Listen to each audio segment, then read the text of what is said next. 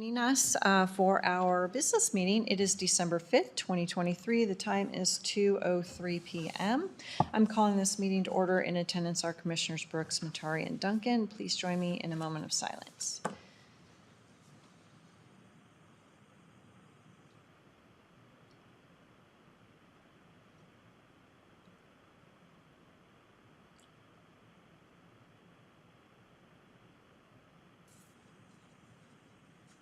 All right. JP, would you lead us in the pledge, please? To the flag of the United States of America and to the republic for which it stands, one nation, under God, indivisible, with liberty and justice for all.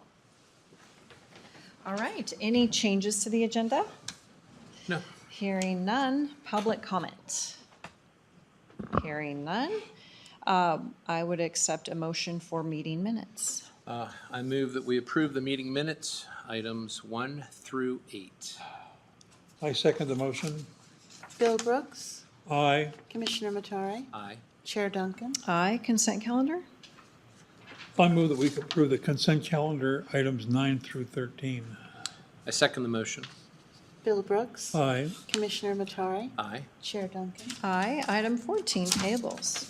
I move that we approve the payables from November 27 through December 1, 2023 in the amount of $1,135,975.60 and jury panel payments of $1,426.42. I second the motion. Bill Brooks, Aye. Commissioner Matari, Aye. Chair Duncan, Aye. All right. Item 15, financial budget. This is for the Scale 3 deck replacement project. And our solid waste, Director Phillips. Good afternoon, Commissioners. John Phillips for the record.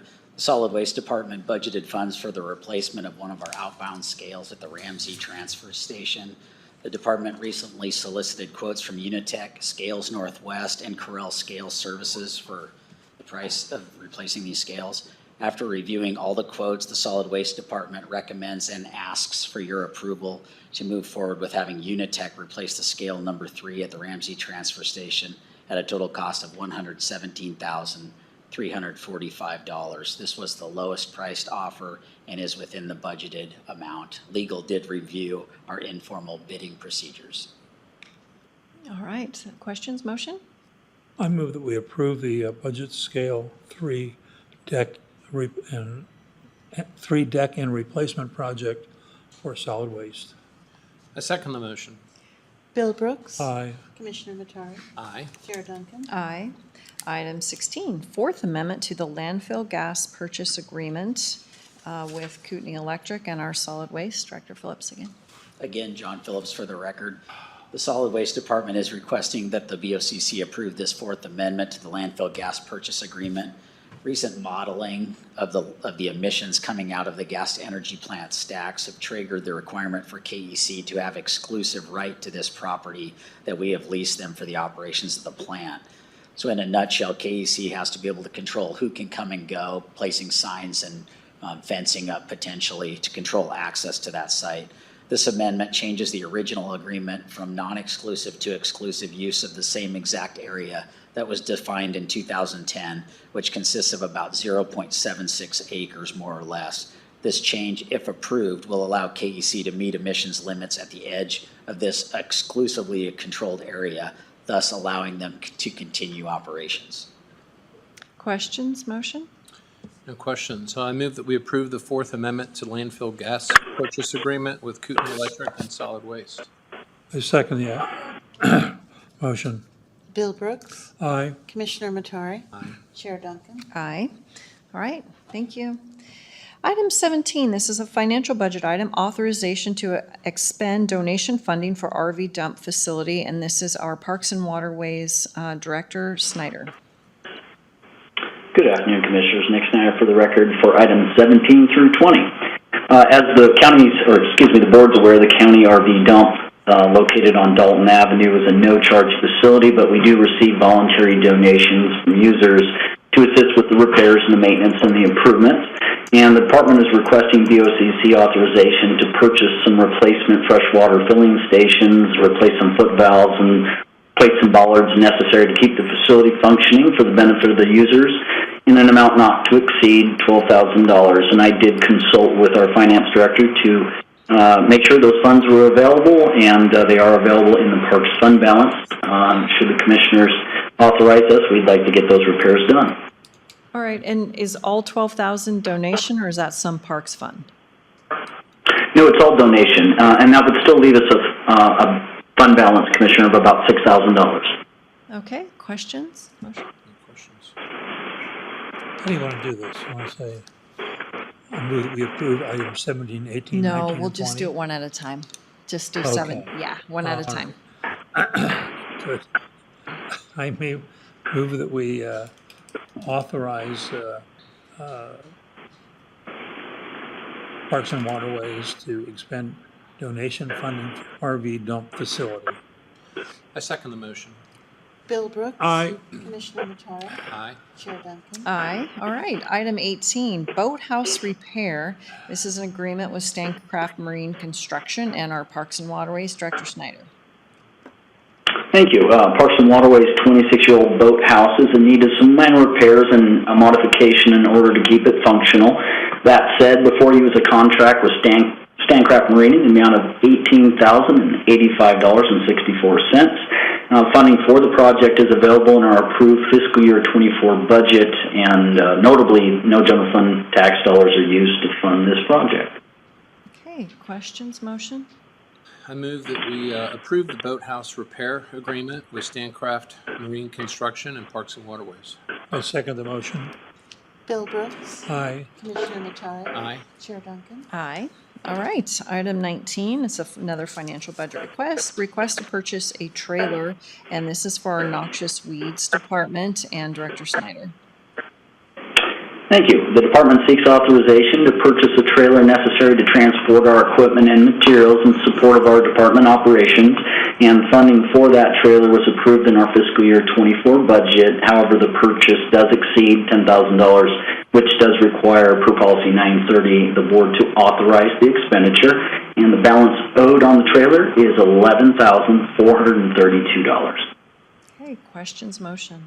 I move that we approve the request to purchase a trailer for $11,432 for Noxious Weeds. I second the motion.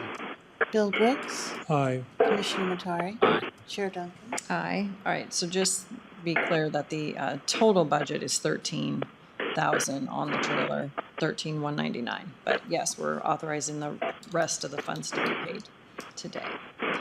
All right, thank you. And item 20, this is a grant closeout, WW 24-1-28-1, and this is request for reimbursement from the Idaho Department Parks of Recreation, IDPR, in the amount of $115,637.20, and cash match from Fund 37 and Fund 38 totals $49,558.80. Director Snyder.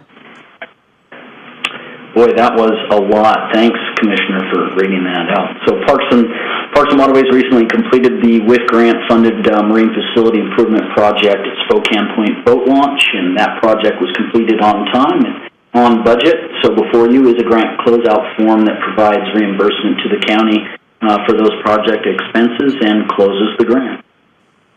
All right, questions, motion? I move that we approve the grant closeout, number WW 24-1-28-1, the request for reimbursement with the Idaho Department of Parks and Recreation in the amount of $115,637.20 with a cash match from Fund 37 and Fund 38 of $49,558.80. I second the motion. Bill Brooks. Aye. Commissioner Matari. Aye. Chair Duncan. Aye. All right, item 21. This is Regence Renewal 2024 stop loss rates and terms with Regence Blue Shield of Idaho and our human resource. Ms. Kirkpatrick, please. Hi, CK Kirkpatrick. For the record, we are presenting the Regence renewal for 2024 for the stop loss rates and terms. And this is in the budget. It's been budgeted. The budget covers it. All right, questions, motion? I move that we approve the renewal of the stop loss rates and terms for 2024 with Regence Blue Shield of Idaho and HR. I second the motion. Bill Brooks. Aye. Commissioner Matari. Aye. Chair Duncan. Aye. All right, item 22, Regence Renewal 2024. This is for the administrative services and fees with Regence Blue Shield of Idaho. And again, Ms. Kirkpatrick, please. We are submitting for 2024 the admin services and fees agreement for Regence for our medical coverage. Okay, questions, motion? I move that we approve the Regence renewal for 2024 of the Administrative Services and Fees Agreement with Regence of Blue Shield of Idaho and Human Resources. I second the motion. Bill Brooks. Aye. Commissioner Matari. Aye. Chair Duncan. Aye. All right, item 23, this is another Regence Renewal 2024 for administrative blueprint of services and fees with Regence Blue Shield of Idaho. Ms. Kirkpatrick. And this is our 2024 Regence admin blueprint of services and fees for Regence and also budgeted. Okay, questions, motion? I move that we approve the 2024 renewal for administrative blueprint of services and fees with Regence Blue Shield of Idaho and HR. I second the motion. Bill Brooks. Aye. Commissioner Matari. Aye. Chair Duncan. Aye. All right, item 24, this is a board approval request for an MOU update with Northwest Specialty Hospital and our coroner's office. Anybody on the line? Dr. Duke, Lynn? All right.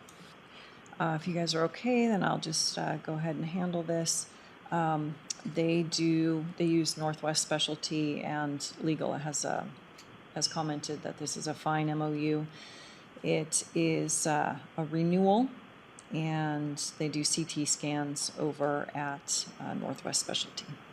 So, any questions? Nope. Okay.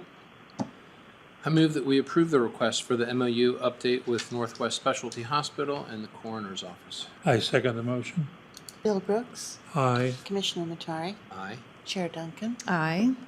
All right, and item 25, this is a bid award, bid number 2023-BG1107, and this is for the administration building HVAC upgrade, the architecture and engineering with RMO. And Ms. Smith? Caitlin Smith for the record. RMO is seeking board approval to award Kaufman Engineers for RFQ 2023-BG1107, Administration Building HVAC Upgrade. After evaluation, Kaufman Engineers was the highest scoring respondent to this request for qualifications. All right, questions, motion? Right. I move that we approve the bid award, bid number 2023-BG1107 for the Administrative Building HVAC Upgrade Architecture and Engineering with Research Management Office. And naming Kaufman as the bid award.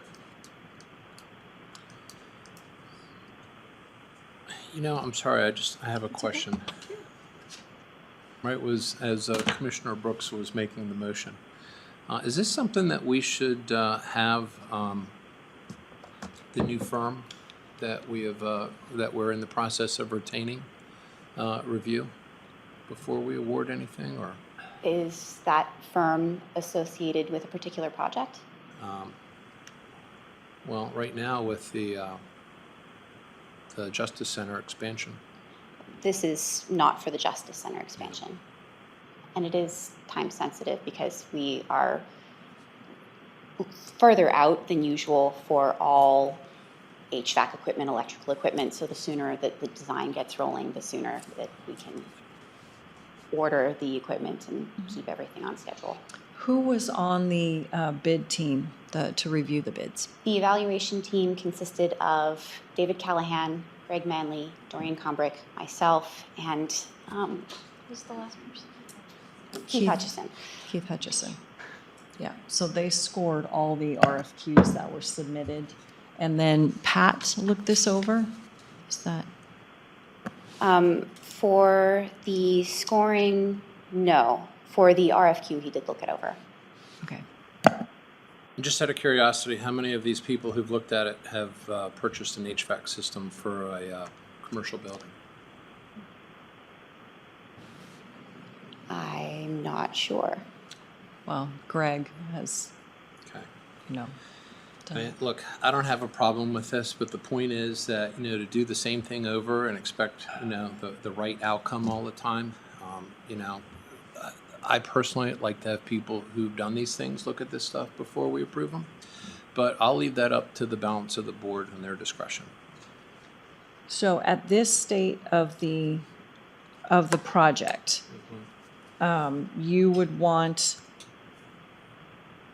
because it's going to take probably a little bit to get another addendum to the contract that's being It's not signed what I want. Thursday. It's not what I want, okay? What it is that we engage in these large projects where we have so little institutional knowledge to do them, and we take them on ourselves. And then after we start them, we just have to make sure we know what we're doing. So I'm not trying to throw wrenches into the gears or anything like that. What I'm trying to understand is that when this stuff comes before us and we say yes to it, are we saying yes because people who have experience in these matters are giving us good advice to say proceed, or is it because we're on a time crunch and we better do this or it's going to cost us and we just did it ourselves? And that's what it looks like. It's the latter and not the former. Right. So we can have a discussion about bringing the owner's rep in on this project.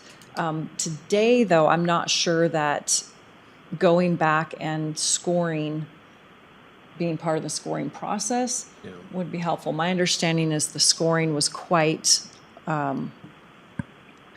in favor of Kaufman.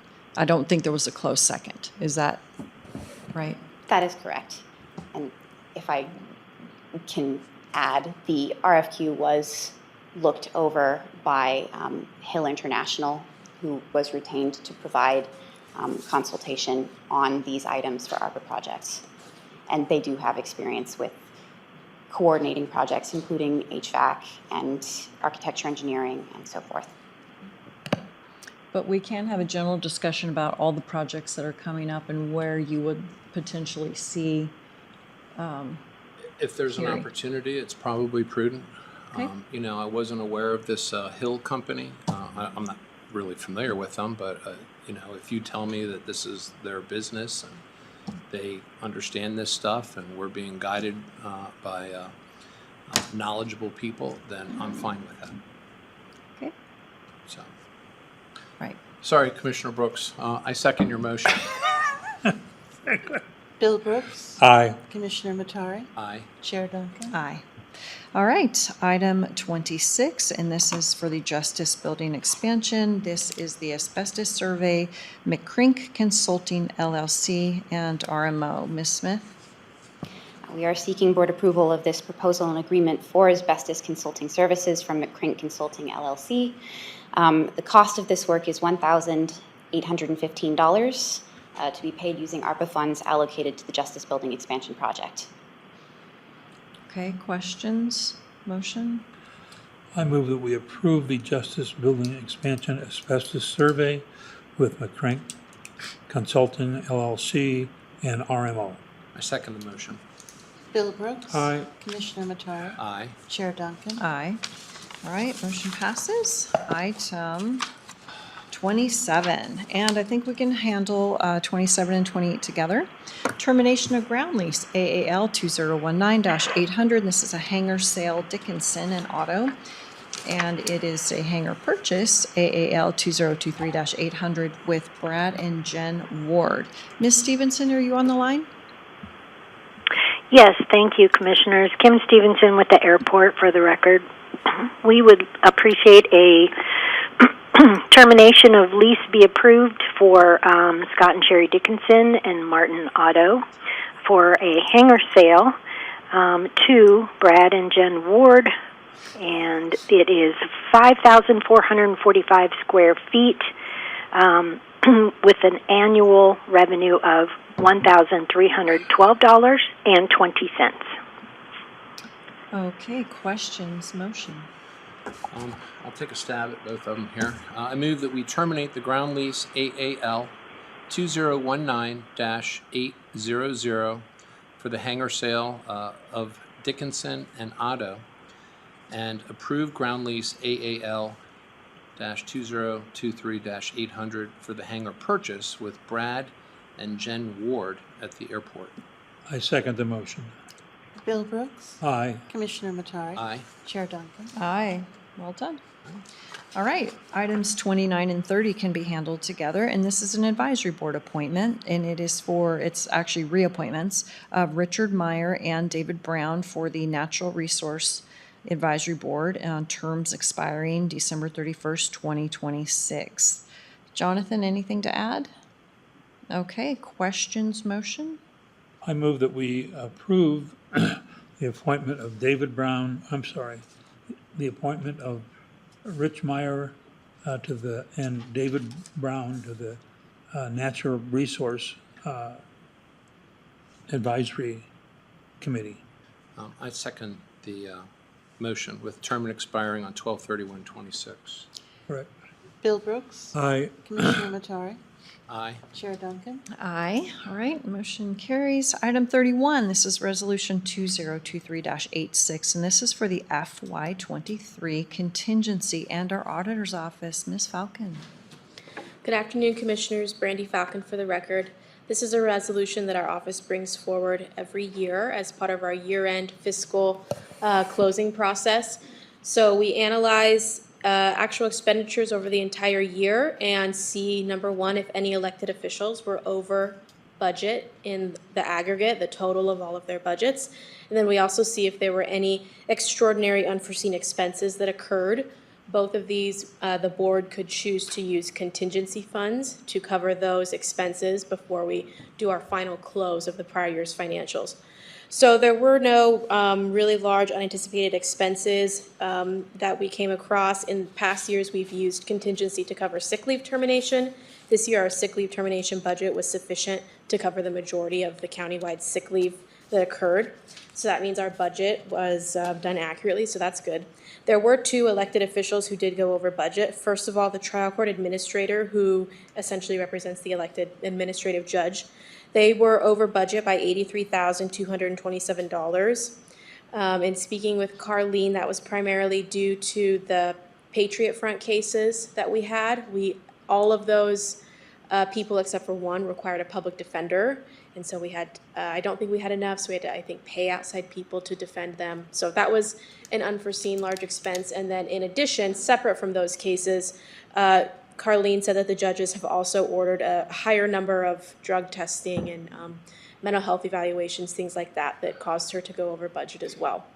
And then the coroner went over budget primarily from his A budget by $18,849. That was due to the board approving several new full-time employees for him mid-year. So at the time they were approved, my office did do projections that showed you that they would be over budget, and they indeed are over budget. So with all three of your approval, we would use contingency funds to make those two budgets whole before we finish closing them for the year.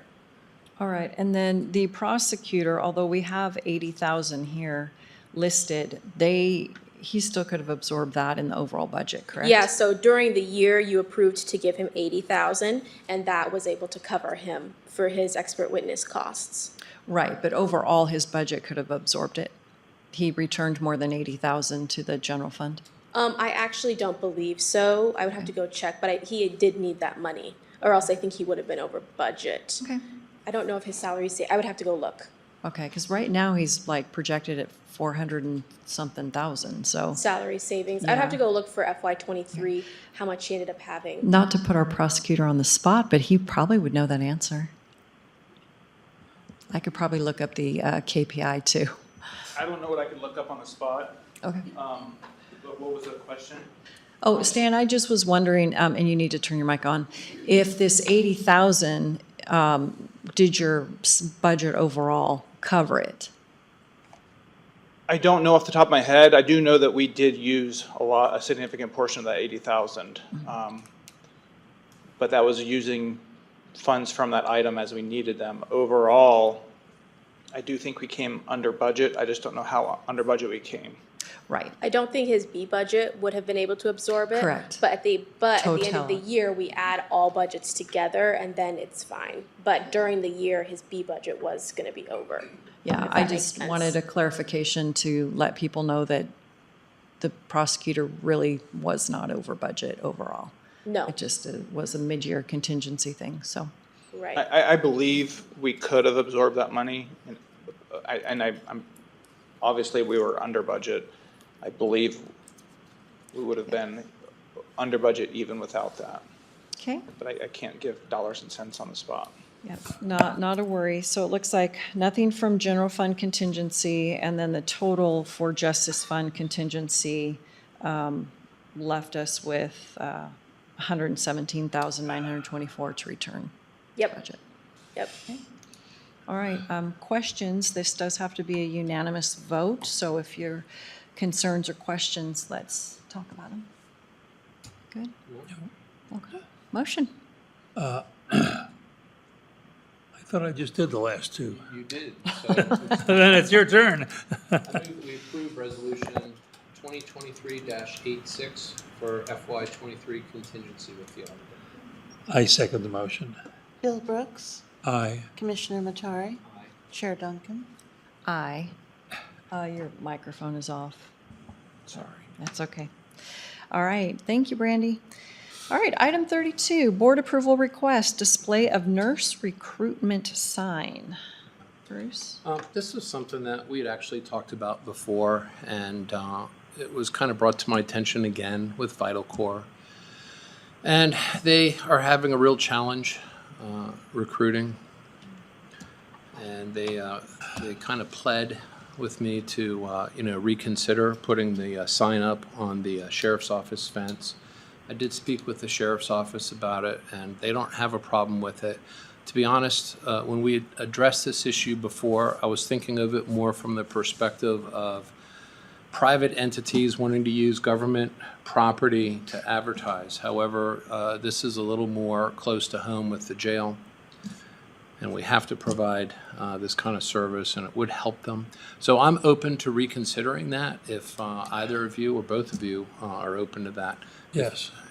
You know, Yeah, they're not advertising for the same people that we need, so I think that's a huge Yeah. difference in my mind. So, and it is at the sheriff's office for the jail versus somebody else advertising on the jail fence for a position someplace else. correct. Yep. But I would say let's put it on for a year or something, and then, let's revisit it. If it's working, great. If it's not, then it comes down. Yeah. Otherwise, we have to revisit it again. So we're going to do it either way. So with that said, I would move that the board approve the request to display the nurse recruitment sign for Vital Core through the end of 2024. I second the motion. Bill Brooks. Aye. Commissioner Matari, Aye. Chair Duncan. Aye. Right. Now we're to our status pending list, facilities expansion. We did have a facilities working group meeting yesterday, and we are going to go ahead and continue on down that path. We're going to have a couple departments come to us in January for some of the questions we have on moving people around once the expansion's finished. We do have some financial things to go over at status update on Tuesday. And so we'll get, and actually I will not be here Tuesday, so we'll need to figure out when the best time to handle that is. I won't be here Tuesday morning anyway. So any questions on the facilities expansion before we get to Dave? Dave is the main event for me, so Okay. I like to hear what he has to say. All right. David Mendez for Turner and Townsend Erie, for the record. So, just an status update on the project. The contractor is continuing to work on work packages 1 and 2. They're pouring footings, foundations, rebar is being installed. They had a meeting last Thursday. Major topic was work package 3, which is the majority of the work to be conducted. They've scheduled the bid date for that to be December 19th. They have, first addendum is due December 12th. That's going to give them a week to incorporate. And why I mention that is it's important that they provide enough time for contractors to look at the addendum. When things come out at the last minute on projects, the time equals dollars, so if contractors don't have time to review those properly, it'll increase the costs. So we want to monitor very carefully on how big of an addendum that might be, and there may end up being a delay in the bid date, which runs up against some critical path issues with ordering the switchgear, so we want to avoid that. They had a pre-bid meeting yesterday here in this room. Was not very well attended. That's not uncommon.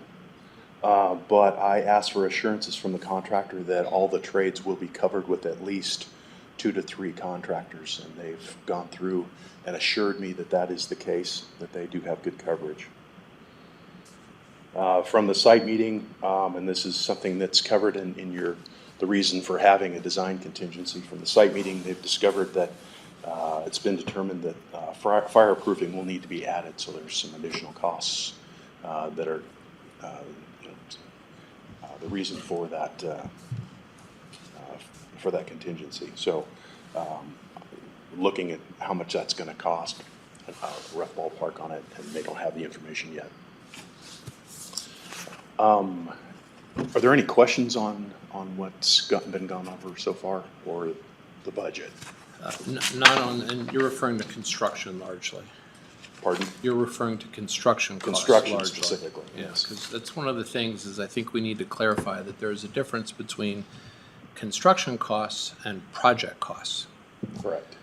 Project costs are what I believe the board should be concerned about, because that is the total cost and that affects the entire budget of this, of the county, in essence, by how much we have to draw down from our savings or reserve fund. So, so having a discussion on both of those is probably prudent, because your expertise falls into both of those areas. And there is some overlap on both of those issues. Currently, you have a contractor's contingency, so that's for construction costs of 3%. And then we'll carry that through the course of construction. But you also have a design contingency of 3%, which should be dropping off as we finalize this final work package 3. We should consider either reducing or eliminating that design, depending on kind of the feedback that we get from the architect on how confident they are with that final design. So as we go through and have design review for permits, issues may come up that would need to be covered, and you might want to consider keeping some of that money. But you also have an owner's contingency, I believe, of $1 million. And a fourth item, which I was a little surprised at. So in work package 1 and 2, the bids came in under the allotted amounts, and there's still $445,000, I believe, hanging out there that has not been recaptured by the project. So nearly $500,000 is a pretty good amount. I think we agreed as a board to keep that in construction contingency. Okay. So, all right, any questions? Yeah, the only other one is just that, you know, and the board should be aware of this, that, you know, I had a discussion with David before, and that the estimate for indirect and soft costs typically comes in at around 35% on top of construction.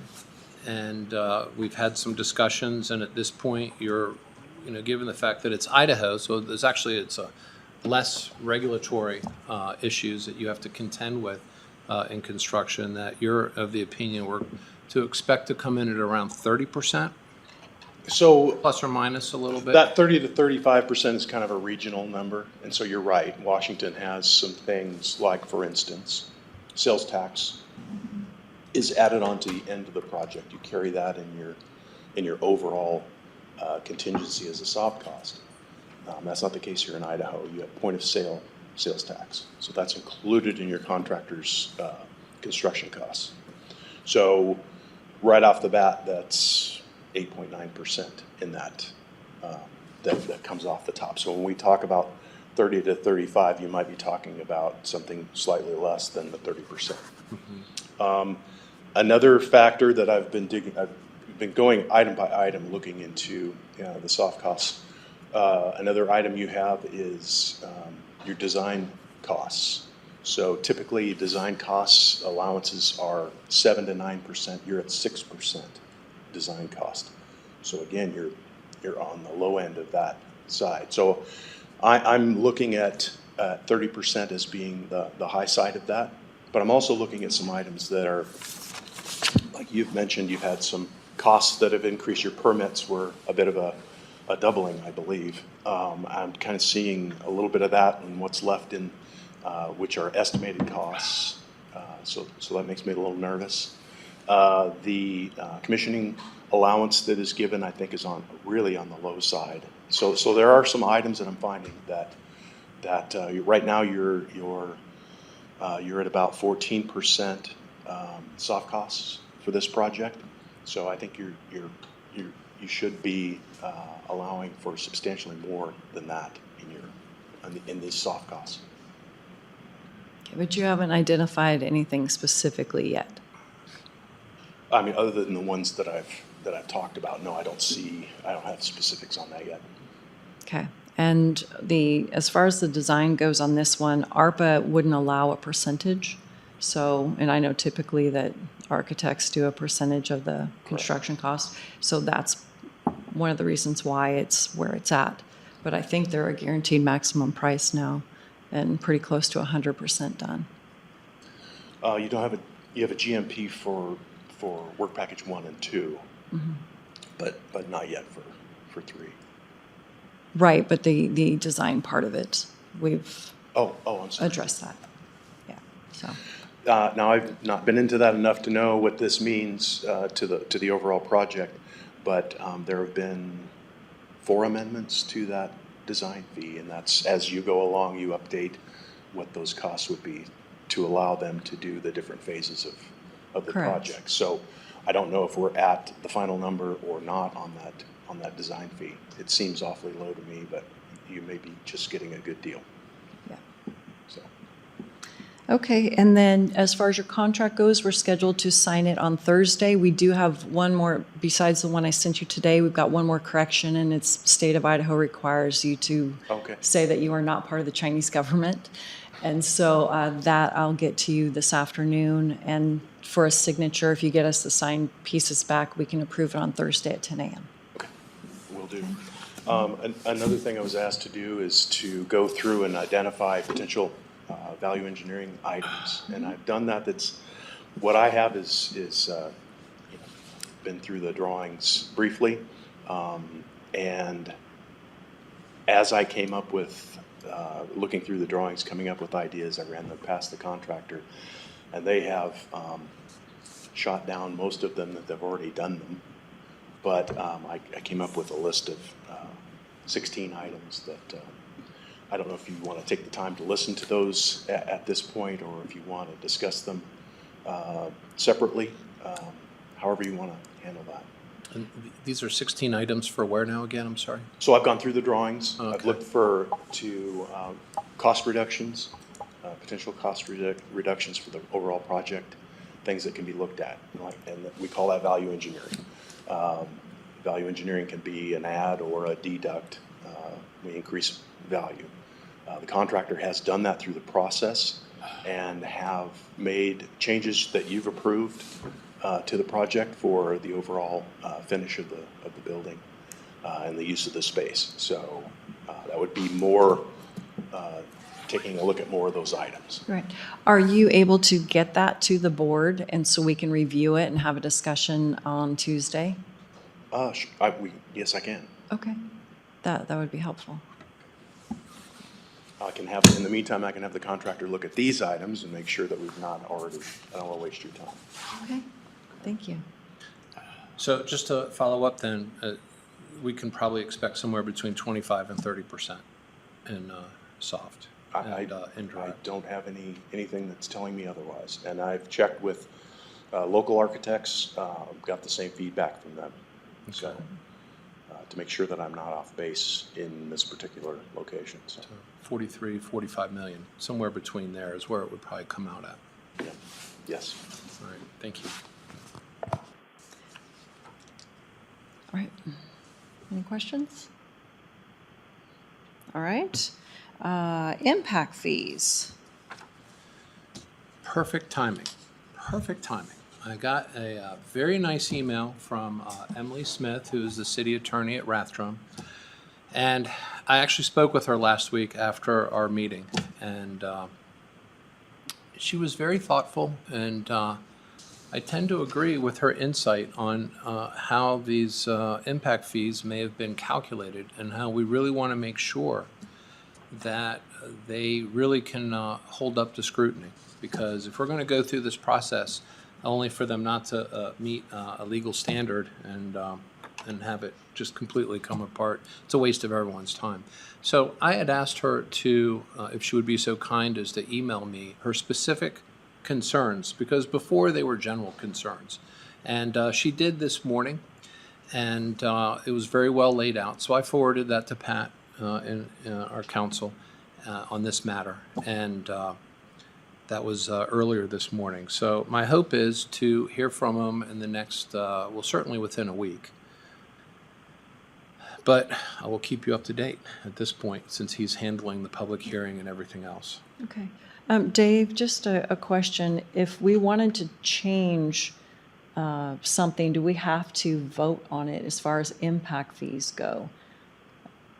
So we're still going to have a public hearing and all that. But right now, the way the fees are laid out, if we wanted to change that, do we have to vote on that in a public meeting, or we just bring it It's forward? gonna change a fee that's already in effect? No, sorry.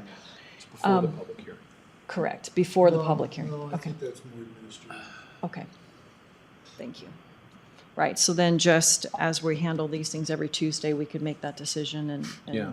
and- That's what I was thinking, is that we need to have the final before the public hearing, otherwise the I public have it. hearing is for naught. Correct, Yeah. yep. So, I just didn't know if we had to have it in an action item, or if we can just discuss it and then bring it forward in the public hearing, okay. so. All right, anything else on impact fees? That is it for now. Okay, and jail pods. I believe that Tom Reed said that it has been written and that they're waiting for review for the jail pods RFQ for construction manager. All right, and ARPA projects. Ms. Smith, did you want to give an update? All projects are tracking to be completed on budget, on time. For budget, the changes to the fire ratings are expected to be absorbed by design and estimating contingency, and RMO will get in touch with Mr. Mendez to determine whether there's a basis to what he said about the soft cost and reconcile what he expects with the information we have, so we can get back to you with whether that's on budget with soft costs. The other projects are on budget. Okay. Any questions on any of the ARPA projects? No. All right, PMR, we are just about ready to send a lease to legal. We had sent it back one more time. They wanted us to do be responsible for some maintenance on the HVAC system for the particular unit. And Sylvia and I, along with the real estate agent, did not feel that that was particularly beneficial. So we have gone back one more time and said, we really would like to move forward with this, but there's some questions they couldn't answer. So we asked them to be responsible for it themselves, to keep it with the lessor. And so as that progresses, I'll let you know, but hopefully next Tuesday we'll be signing the lease. Yeah. Yeah, it's interesting because normally I've seen that the building owner is responsible for the HVAC, but out here I found that the tenant is responsible. It's very different in this part of the country. Yes, it is. I know that I'm part of a lease right now that the tenant is responsible, and we've got our old public defender building, we were 100% responsible. Our new one, we're responsible just for the maintenance, not the replacement. So, yeah, we'll see how this one shakes out and bring it before the board. Okay. All right, that is our last item, and public comment. Okay, nobody on the line? All right, 2:49, meeting adjourned. Thank you.